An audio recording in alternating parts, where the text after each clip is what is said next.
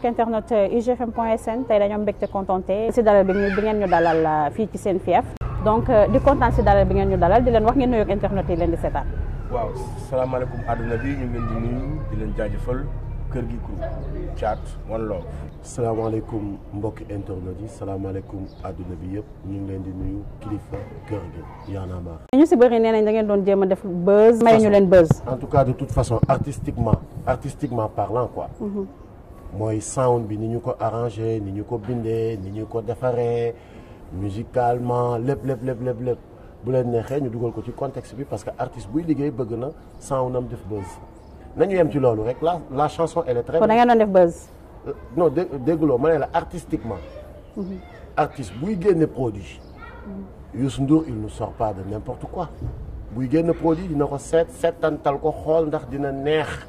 ci dégg ak ci déglu ak ci pecc ma ñun bu ñuy génn produit dañuy favoriser yooyu c'est un produit qui va être très audible buy neex nit ñi ci ni nga koy déggee ci ni muy rëkkee ci ni muy dawee alors bu fekkee ci côté boobu la ñuy waxee ils ont parfaitement raison mais quant à nga ne kër gi day def buzz ci lan la wax ban wax la wax bu ko mun a may buzz ban wax moo ne kon wutoo leen buzz.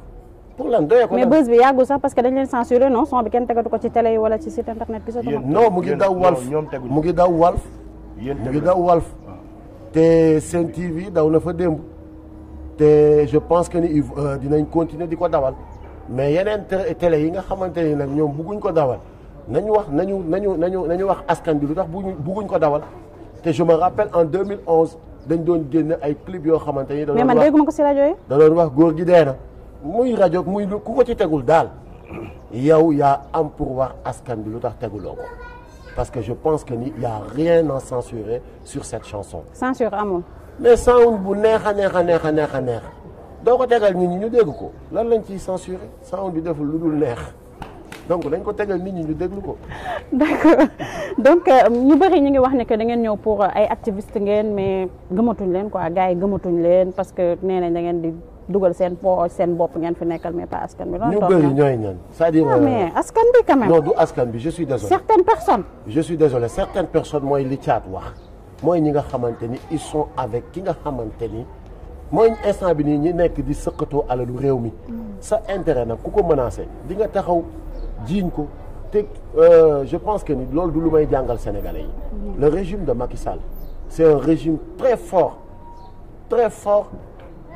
En calomnie, très fort en manipulation, très fort en désinformation et très fort. mais foo ko teg. dañuy jàpp mais loolu rek lañ fiy def yàq deru nit rek kese lañ fi nekkee.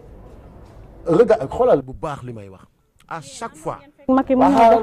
damay attirer l'attention des Sénégalais à chaque fois benn ministre wu Macky Sall génn au lieu que mu ñëw wax ci liñ ko interpeller mais dafay ne ku ci génn rek. c'est pour insulter ou calomnier ou diaboliser wax du n'importe quoi ñun kër gi saaga kay Moustapha Cissé Lo ngeen dégg mu saaga fi nañ c'est-à-dire gis nga dee leen di wax tamit les choses musul leen dégg kilifa wala Thiat ne sa nangam taanu musul am la manière mais la manière mooy ku def yëfu saay-saay mënuloo ko woowee lu dul saay-saay même bu la matee papa bu la. mais sàcc bi am 70 ans da nga koy wooyee lan nga koy wooyee dafa jël te bu fekkee dafa am 20 ans nga ne dafa sàcc arrêtons être humain. comme détournement ak vol. c'est-à-dire sàcc la sàcc moom sàcc rek la mënoo ko tuddee neneen la dul sàcc un voleur c'est un voleur maintenant ñiy wax seen wax yooyu noonu mais lan moo tax pourquoi il s'agite lan moo tax ñuy agité wu di tëb di dal di saaga ay ndey di jiñaate ay tuq yàmbaak naan saaga man boobu ma ci def reetaan. da ngeen di. kii ba réer après. peut-être ñoom dañu xam tuxkatu yàmbaa nu muy réagir parce que dañuy tux yàmbaa ñoom dañuy tux yàmbaa di naan saaga. mais da ngeen peut-être ñu foog ni peut-être moo tax ñu foog ni ñun dañ koy def mais de grâce sénégalais yi encore une fois ñun sénégalais yi lañ am pour waxal duñ ci sax lii du d'habitude du lu ñuy sax tontu.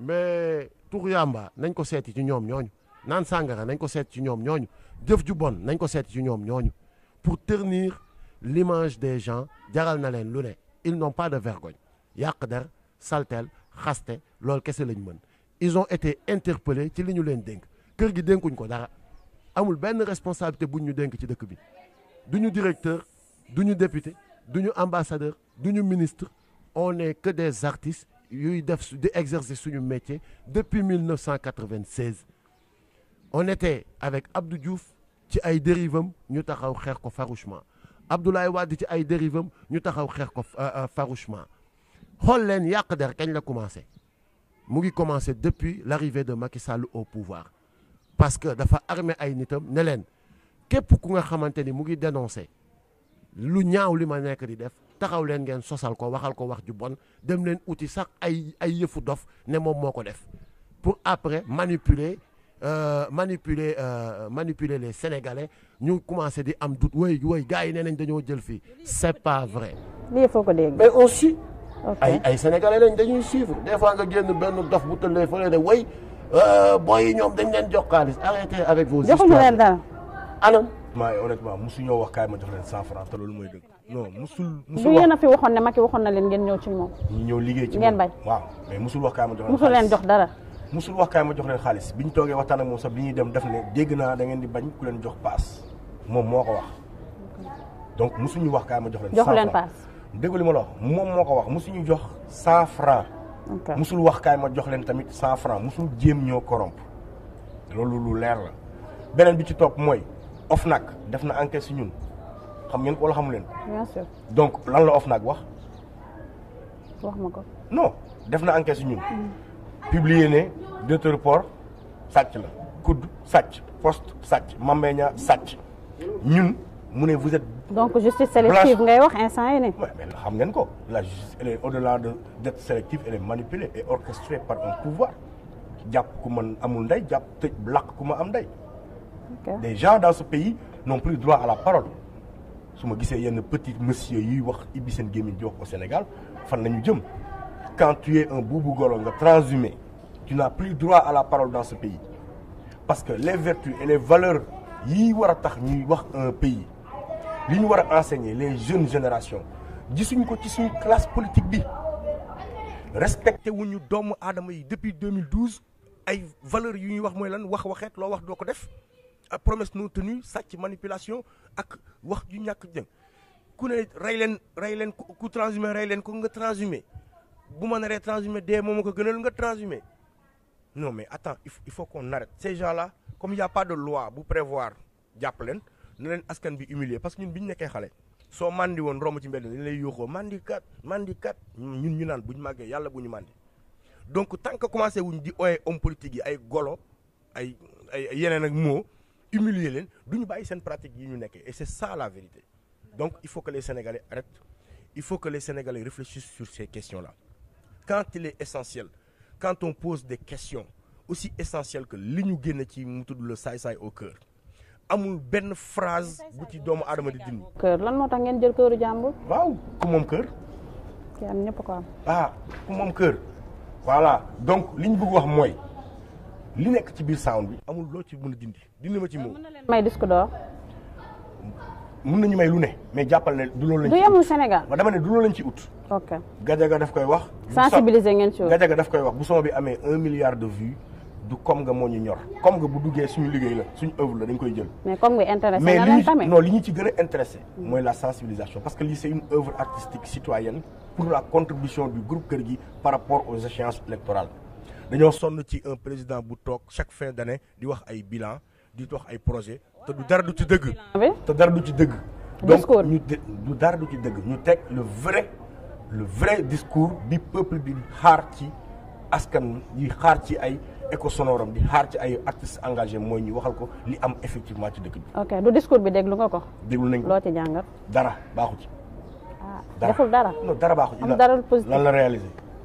terre bi moom li ñu ci mën a wax nañ ko nee nañ la du projet bu potent du projet bu amal askan bi urgence aujourd'hui parce que la preuve inauguré nañ ko dañ koy tëj kenn du fa jaar tey boo bëggoon dem jam ñaajo mënoo koo jël donc amul sens inauguration bi c'était du show time parce que waa ji foog mu inaugurer ay affaire ndax def fu dara son bilan est catastrophique il faut mu am lu mu def. catastrophique. catastrophique.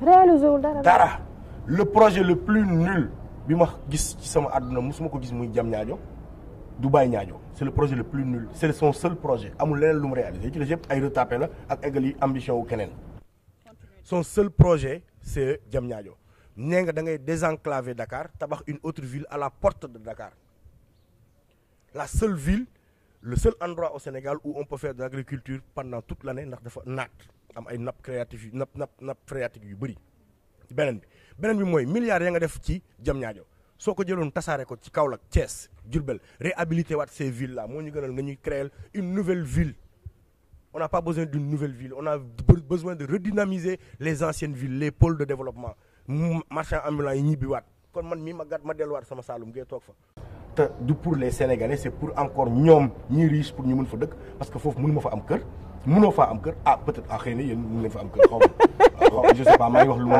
leer mais man mënu ma fa am kër Sénégalais bi may dajal suba ngoon mënu faa am kër ñi fa mën a am kër jënd nañ kër yi ba noppi donc loolu manque de respect la peuple sénégalais manque de respect aux autres régions la inauguré nga Ila Touba te dañ ko tëj inauguré nga Arena xaw ma Dakar kenn mosu faa basket yaa fay meeting say meeting politique musée bi xalaatu Abdoulaye Wade la woon nga inauguré ko te amul benn tableau d'art bu fa ne inauguré nga arène nationale non déglu ma rek waaw xaaral dugg nga si musée bi dugg ma fa waaw mais loo xamee ne ci biir moom moo ko wax ñi ngi xaar œuvre yi ñëw lu mu ci inauguré arène boo xam ne nit ñi mënuñ faa bëri stade bi ñu fa wëlee fa la ñuy bëri donc ça c'est du spectacle xam nga lan mooy un bilan d'un président sortant warul def campagne c'est les Sénégalais yi ñoo koy campagnal un président sortant buy def campagne pour convaincre nit ñi naan leen c'est le temps de l'action ça veut dire que xam nga ne li nga defoon c'est le temps de blabla defoo dara il n'a rien réalisé il faut être sérieux d'accord quelques jours des élections 5 candidats jox ko non juste rek c'est un Sénégalais lambda pour li nga ma wax sànq ni ma foo yëgee lii pour dalal xaylu Sénégalais yi ni leen ñu ngi leen di suivre bu baax a baax di leen suivre parce que aussi ñun dañu am l'occasion juste mën a jàllale li nga xamante ni Sénégalais bi loolu lay xalaat te amul occasion wax ko dama ramassé ci internet bi benn Sénégalais bu def lan moom bu mu gisee bilan wu régime bi de 2012 ba léegi de contre-vérité et des mensonges de la fourberie et de la tromperie des reniements et des abjurations de la parole donnée et trahie des promesses mutilées et des engagements oubliés des détournements de deniers publics de la réification des institutions de la vassalisation de l'Assemblée nationale de l'instrumentalisation de la justice de l'éloge de la transhumance des faux rapports de présentation du délit d'initié dans l'attribution de blocs pétrofiliers du favoritisme et du clanisme de l'ethnicisme dans les nominations de la politisation outrancière de l'administration du bradage des réserves foncières du parrainage présidentiel des activités ludiques de la négation des valeurs positives de la répression comme mode de gestion de la restriction des libertés publiques de l'impunité et de la non-redevabilité de l'arrogance et de l'indécence de l'achat de conscience des milliards volés par un seul fonctionnaire des délinquants économiques protégés des dossiers mis sous le coude de l'insécurité grandissante des tensions de trésorerie ou budgétaires de l'éducation chahutée et de la santé méprisée, d'intellectuels et de patrons de presse stipendiés, de populations réduites en bétail électoraux, d'un processus électoral vicié et vicieux, d'un réseau de chemins de fer démantelé, d'un terre coûteux, inutile, inapproprié, inapproprié, etc., etc., etc. Pour te dire que les gens... Non, c'est pas moi. Je l'ai ramassé sur Internet et mu nekk évidemment li ñu wax ci chanson bi saay-saay au cœur. Et ça, c'est du saay-saïsme. Et ku def le saay-saïsme, le verbe, c'est le saay-saay. D'accord, quelques jours des élections. 5 présidents, candidats. Waaw, baax na. Et puis bon, c'était prévisible ndax ñoom waxoon nañ ko. PS PDS. Est-ce que nit ñi rendre nañ compte ci loolu? Une élection bu amul PS PDS Macky Sall mu ngi saboter la démocratie mu ngi saboter le jeu électoral mu ngi saboter franchement li nga xamante ni as néew jotoon nañ ko fi am. pour le cas du PS Tanor Dieng moo trahir waa PS loolu beneen affaire la. Okay. Tanor Dieng qui n'est jamais arrivé deuxième à une élection au Sénégal. Il est responsable. Non, c'est le responsable moom moo indi kàkk fa encore lu gën a graaw Tanor Dieng ak Moustapha Niasse ñoo àndoon Benno Siggil Sénégal ñu ne mënuñu ànd élection parce que ñoom ñaar nanguñ kenn jiite ci sa morom ñu tasaaroo mais tey nangu nañu ànd ñoom ñaar ci Benno Yàqal Sénégal donc ñoom dañuy fooye askan bi. Pour le cas du PDS on sait ce qui s'est passé leneen la kenn kii dañ ko exilé keneen ki Khalifa ñu tëj ko yeneen ñi nga xamante ne nii yaakaaroon nañ ne nii nanguluñ leen seen parrainage mais grawul que le nombre de candidats yu bëri que le nombre de candidats néew c'est pas ça le plus important. Le plus important mooy que ne Macky Sall amul fenn fu mu mën a jaar pour jàll deuxième tour amul fu mu mën a jaar pour jàll deuxième tour. waaw amul. am nga si yaakaar. dégg li ma la amul fu mu mën a jaar. foo ko parce que li mu bëgg a def mooy sàcc élection.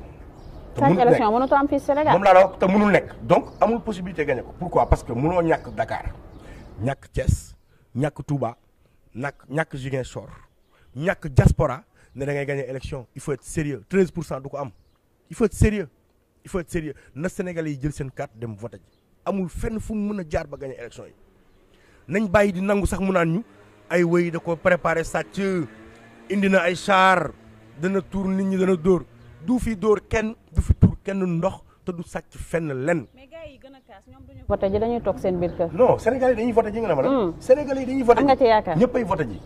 vote bi nii da c'est que vote bi li tax mu neex mooy ñëpp a pare képp koo xamante ne bésu vote bi toog nga sa biir kër. ci wàllu mais am nañu jotagu seen ay carte électeur Sénégal dañuy dem jëli ko. tu penses que dinañ ci jot. dañuy dem jëli ko par force.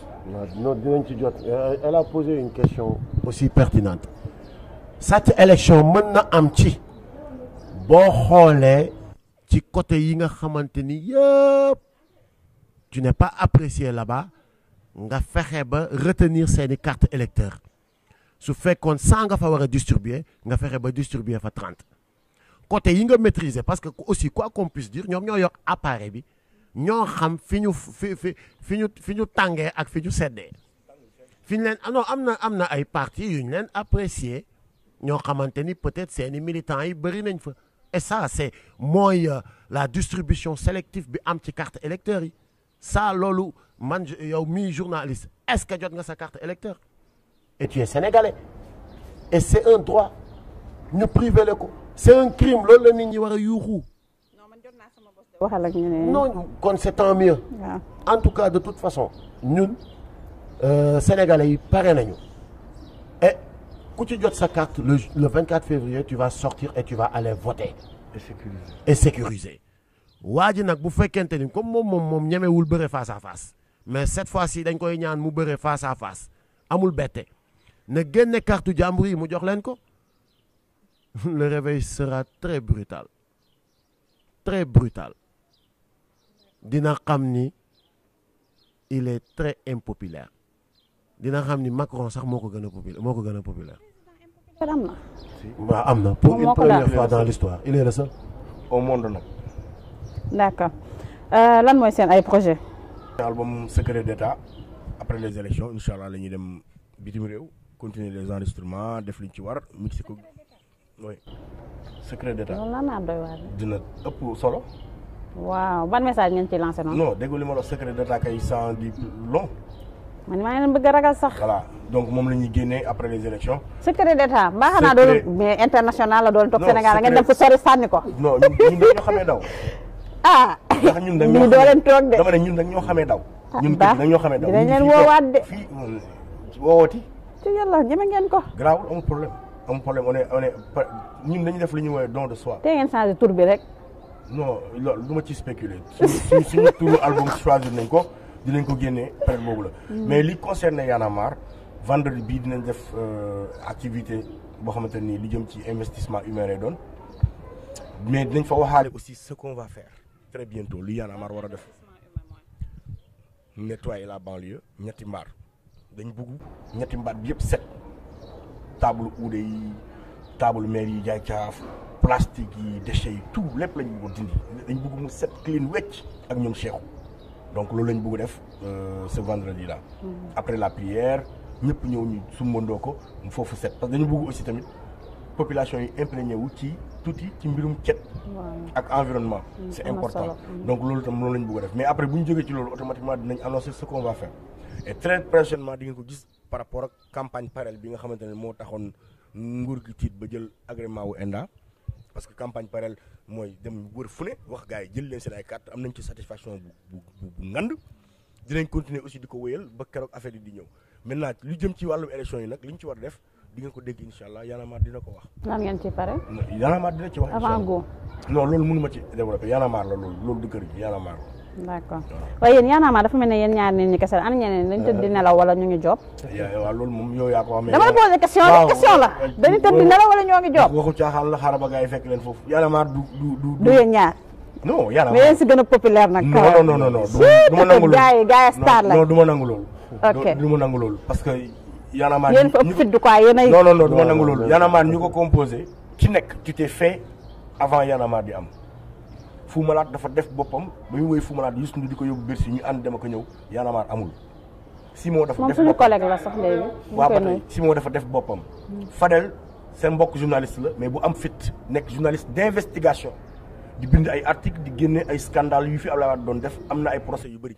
journaliste bu ci musul am procès nag ba bàyyi journalisme moom xaw naa sama xel xaw naa tey tuuti ci yow non exemple non dama wax loolu kër gi 16 ans lañ leen tëj kaso donc du ma waxaat ci loolu on a le background qu'il faut Y'en a marre pour ne citer que ces gens là nag ndax fu gën ku gën ci biir ñamu mbaam ñeneen tey la Y'en a marre gën a fort parce que tey Y'en a marre est plus fort que l'État du Sénégal. Je pèse mes mots parce que Y'en a marre donne de l'espoir cet État ne donne aucun espoir. mais gars yi gëmatul même ma ñëw waaw même ma ñëw yow yaa ñu gëmatul. dama la wax ko Sénégalais yi dama la wax Sénégalais yi gëmatuñu leen pourquoi sur la base de quoi xanaa moo tax gëmatul leen. ah gars yi nee nañ léegi bii. waaw léegi ban kan moo wax lii léegi. yow kan yow ñaanoo yokku yow.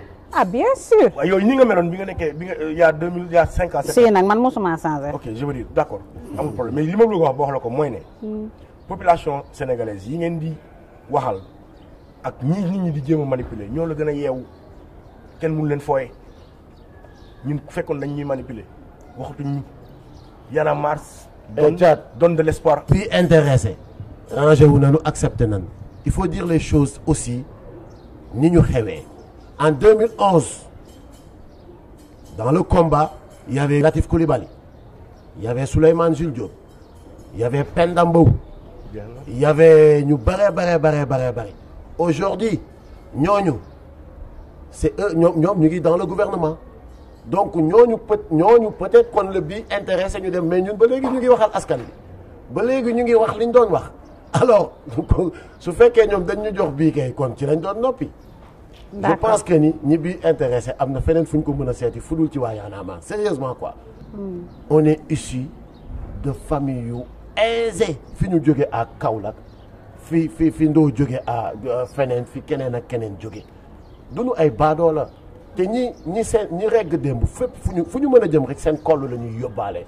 sawaay suñu bii intéressé woon Abdoulaye Wade moo doon dàq proposé kon defoon nañ ko te boobu boo dindee 7 ans ci suñuy at mënoon nañ ñu ko sax baal ne petit yëfu xale leen jàpp mais aujourd'hui qu'on est majeur am jabar ak ay doom di fi bàyyi way woo xamante ni mooy loolu jamais amul tey amul suba amul ginnaaw suba arrêtez franchement ce discours woy bii arrêtez jëlkat yi ñooy fexe tilimal deru ñu dul jël yéen yéenay jël assumer leen seen jël ñun bés bu ñu jëlee dinañu am honnêteté taxaw ak sénégalais yi ne leen si jël nañ te gémmiñ bu feesee sax dootul wax on ne parle pas la bouche pleine